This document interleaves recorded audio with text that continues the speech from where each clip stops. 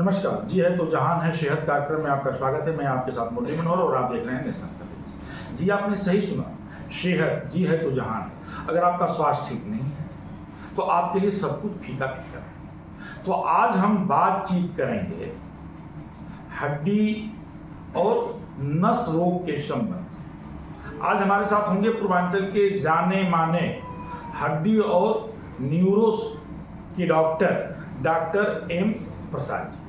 Doctor M Prasad ji माँ Sharda clinic, नहर चौक, नहर से पूरब तरफ नहर पे माँ शारदा क्लिनिक है। और डॉक्टर एम प्रसाद जी हड्डी और नस के बड़े डॉक्टर हैं। तमाम मरीज आते हैं और उसका लाभ लेकर के भी यहाँ जाते हैं। तो आज हम आपसे मुलाकात कराएंगे डॉक्टर एम प्रसाद जी का। जी आपका नेशनल कवरेज में बहुत बहुत स्वागत है। डॉक्टर साहब, आप पूर्वांचल की एकदम हड्डी और नस के बड़े डॉक्टरों में आपकी गणना होती है और ये माना जाता है कि आपके यहाँ 100% रिजल्ट मिलता है। तो हम सबसे पहले ये जानना चाहेंगे कि सर्वाइकल पेन क्या होता है? सर्वाइकल पेन एक तरह से ये बोल सकते हैं कि हमारे गर्दन की जो हड्डी होती है जिसमें C4 C5 में कंप्रेशन हो जाता है, यानी वहाँ की मोटी मोटी भाषा में कहते हैं कि नस दब जाती है। इसकी वजह से सर में दर्द, चक्कर आना और काफ़ी तरह की दिक्कतें होती हैं। उठने बैठने में, चलने फिरने में परेशानी होती है। सर्वाइकल पेन में दर्द भी बहुत ज़्यादा होता है, तो उस दर्द को कैसे रोका जा सकता है? दर्द के लिए इसमें कुछ मेडिसिन का सहारा लिया जाता है। बाकी इसके लिए फिजियोथेरेपी अगर इसका कराया जाए तो इसका ज़्यादा लाभ मिलेगा। सर, अक्सर ये देखा जाता है कि कम उम्र के लोगों को भी, जो 12 साल, 14 साल, 18 साल के बच्चे हैं, उनको भी सर्वाइकल पेन का सामना करना पड़ सकता है। एक्चुअली हमारी लाइफस्टाइल बहुत ख़राब हो चुकी है। आज के समय में देखा जाए तो ज़्यादातर लोग मोबाइल यूज़ कर रहे हैं और एक लंबे समय तक स्क्रॉल कर रहे हैं। इसके वजह से भी जो न्यू जनरेशन में जो पेशेंट हैं या जो स्टूडेंट हैं, उनको ये दिक्कतों का सामना करना पड़ता है। डॉक्टर साहब, एक भ्रांतियां हैं, लोग ये कहते हैं कि अगर बहुत देर तक आप कुर्सी पर बैठे रह गए या लेटे रह गए या मोटी तकिया आप लगा करके सोते हैं तो आपको सर्वाइकल हो सकता है। जी, ये भ्रांतियां नहीं है, ये सही है जी। अगर बहुत देर तक आप चेयर पर बैठ रहे हैं तो इसमें ये आजकल नई टेक्नोलॉजी के स्मार्ट वॉच में भी सारी चीज़ें आ रही हैं कि आपको हर 1 घंटे पे उठना है। अगर कोई लगातार बैठना नहीं है, लगातार कोई भी चीज़ है अगर झुक के कोई काम कर रहे हैं तो उसको 1 घंटे के बीच में गैप रखें।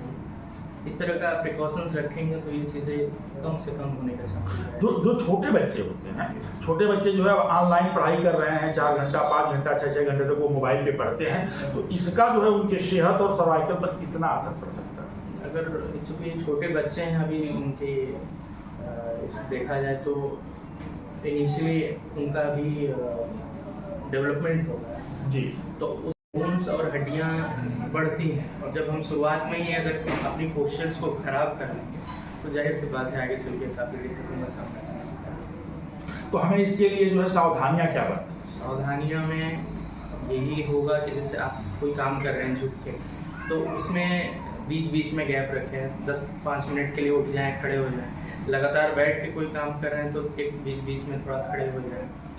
और बच्चे हैं, अगर स्टूडेंट हैं, अगर वो लगातार पढ़ रहे हैं उस चीज़ के लिए, उसमें भी हम ये कहेंगे कि पोस्चर सही करके पढ़ें। अगर बहुत ज़्यादा नीचे झुकना ना पड़े, जैसे तरह का टेबल यूज़ करें जो कि आपके ज़्यादा गर्दन को बेंड न करना पड़े। तो इस तरीके से प्रिकॉशंस हैं। अगर किसी को सर्वाइकल हो जाता है तो उसका मेडिकल में इलाज क्या है?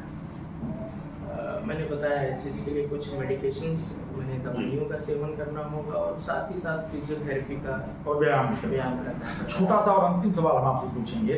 इस समय काफ़ी 40 साल से लेकर के और 70 साल के बीच के लोगों को घुटने में बड़ी दिक्कत होती है, घुटने से चल नहीं पाते हैं। इसको हम क्या कह सकते हैं और इसका इलाज कैसे संभव है?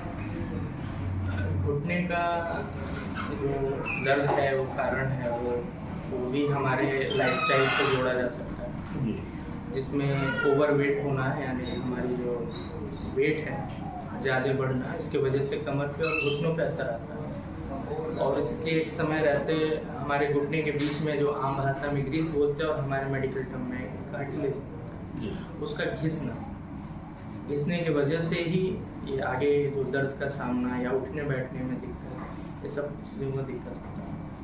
तो आप सुन रहे थे एम प्रसाद साहब को। एम प्रसाद साहब जो है पूर्वांचल के जाने माने जो है हड्डी और न्यूरो के डॉक्टर हैं, और आपका स्पष्ट कहना था कि जो भी कम उम्र के लड़के हैं, जो विद्यार्थी हैं, जो पढ़ रहे हैं, जो कंप्यूटर और मोबाइल से पढ़ाई करते हैं, उनको अपने गर्दन को बहुत ज़्यादा झुकाना नहीं चाहिए और कंफर्टेबल टेबल पर बैठ करके उनको पढ़ना चाहिए। और जब भी वो पढ़ने बैठे तो घंटे 2 घंटे के बाद जो है अपना गर्दन जो है 1, 2, 5 मिनट तक जो है सीधे रखें, तब जाकर के जो है न्यूरो से उनको बचाया जा सकता है। न्यूरो जो है एक खतरनाक बीमारी है और उससे बचने का उपाय जो है सिर्फ एक्सरसाइज है और सावधानी है। मुरली मनोहर के साथ प्रिंसी खासी प्रोग्राम बने रहिए मेरे साथ, देखते रहिए नेशनल कवरेज का सेहत कार्यक्रम।